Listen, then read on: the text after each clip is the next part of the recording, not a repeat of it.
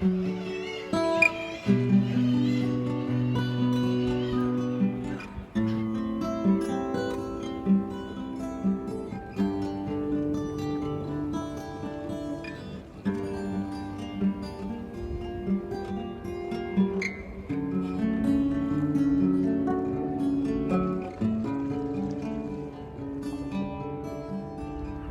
morning. Today we're going to go and do a little bit of foraging along these lovely cliff tops here in the northeast of England, overlooking the North Sea.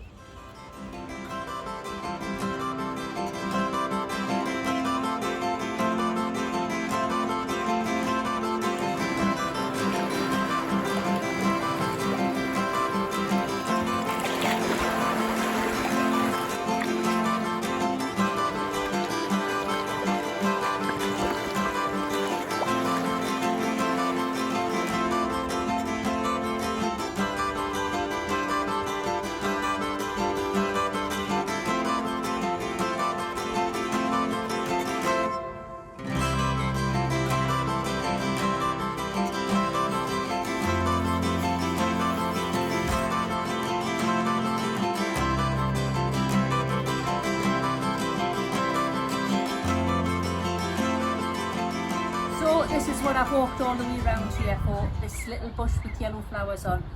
As I say, I walk a lot around here, and this time last year I kept getting a little waft of something in the air every time I passed this spot, and eventually I realised it was rocket that I could smell. You call it Arugula in America, rocket in England, I don't know what you call it elsewhere. So what I did was I kept coming back until the plant had seeded. Because I decided I was going to harvest the seed of these plants, because I don't think you could get a hardier plant than one on the cliff tops facing the North Sea. So that's what we're going to be doing today. These are the seed pods. They aren't 100% ripe, but I can harvest them at this time. If I wait too long, the seed's all going to drop out and I'll miss it. So I'm going to just start pulling these off.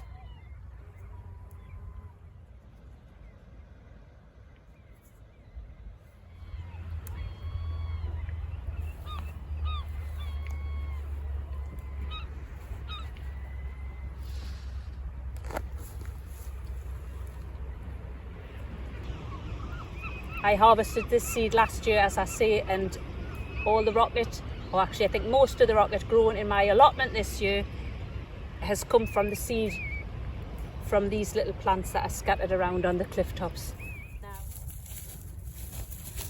So I'm just heading in a little bit from the cliff tops now up to some shrubs and trees up on this hillside here, where I'm going to show you another couple of things that I've found that could be useful.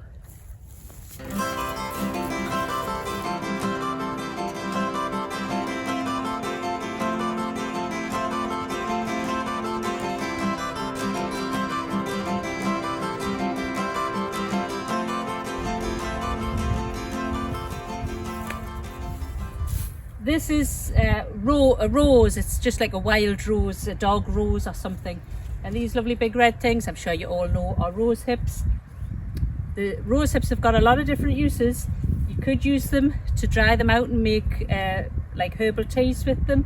You could make like a rose hip and apple jelly, which is very nice. I've made that before and it's got a lovely pink colour. But what I'm going to use them for today is something medicinal. I'm going to make a tincture with these rose hips. A tincture involves using alcohol, that one's a bit bad, to soak these in, and it draws out the beneficial properties. I'm not an expert at making tinctures, I've just really started, but I know rose hip is very good for the joints. It is for me at least. That's what I'm going to be doing with these.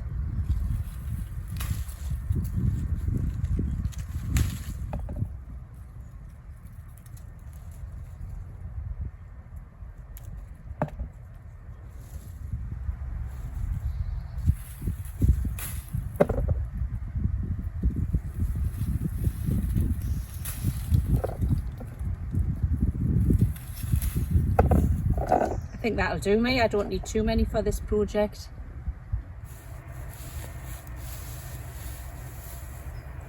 this is the next thing I want to show you. These shrubs here are called sea buckthorn. They grow in profusion in coastal areas, and they're often planted as like to prevent erosion on sandbanks, because they have very good roots. They do have thorns, so you need to be careful when you're dealing with them. But there's a couple of things you can do with this. You can use the leaves to make a tea, but what I'm here for today is these berries. They're really hard to harvest. They burst when you pick them off, and there's thorns, as I say. But if you taste one,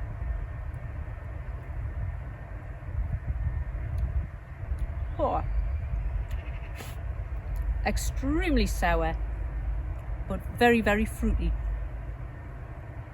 I'm going to show you what I'm going to use these for after.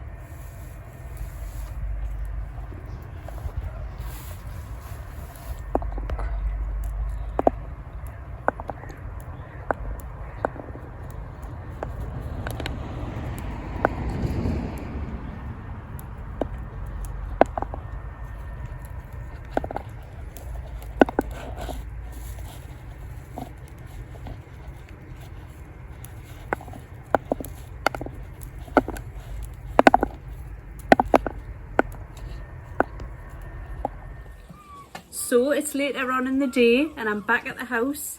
I just wanted to show you all the goodies and the things I've done with them. That's my rocket seed, and I've just put it into a brown paper bag, which will help dry it out and help the seeds to ripen. This one is the rosehip tincture. It's a lovely colour. What I've done there is just chop those rose hips up nice and small. There was quite a few little kind of maggoty caterpillars in, which wasn't very nice. Anyway, I've chopped them up small. I've put them in alcohol, and I will leave them like that for 2, 3, 4 weeks, and then I'll strain it all out, and that will be medicine, which is, it's really good for the joints. That's what I find anyway with this. And this one might be a bit difficult to see. This is what I've done with the sea buckthorn. I've actually fermented it. I've got courgettes in there, I've got nasturtium seeds in there, and I've got sea buckthorn in there. I do a lot of fermenting. I've never done anything quite as kind of strange and exotic as nasturtium seeds and sea buckthorn. However, it's usually sauerkraut and things like that. That is going to sit there like that again for a couple of weeks before I try it. I'll let you know whether it's nice or nasty. Check out these beautiful plums, aren't they gorgeous? They look like little cherry tomatoes. A friend of mine took me along a lovely little bridle path local to here, and it was lined with little wild plum trees with these lovely red plums and yellow plums and green plums. They're delightfully sweet. So as you see, I picked a whole load of them, and I'm just going to cook them down and put them in the freezer for making little plum sauces and things like that. And of course, it's blackberrying time. Kenny's been busy the last couple of weeks, going out every now and then and picking a bag full of blackberries, so the freezer is getting nice and full of them. I love this time of year. There is food literally dripping from the trees, all free. Why would you not take advantage of it? Catch you next week. Bye for now.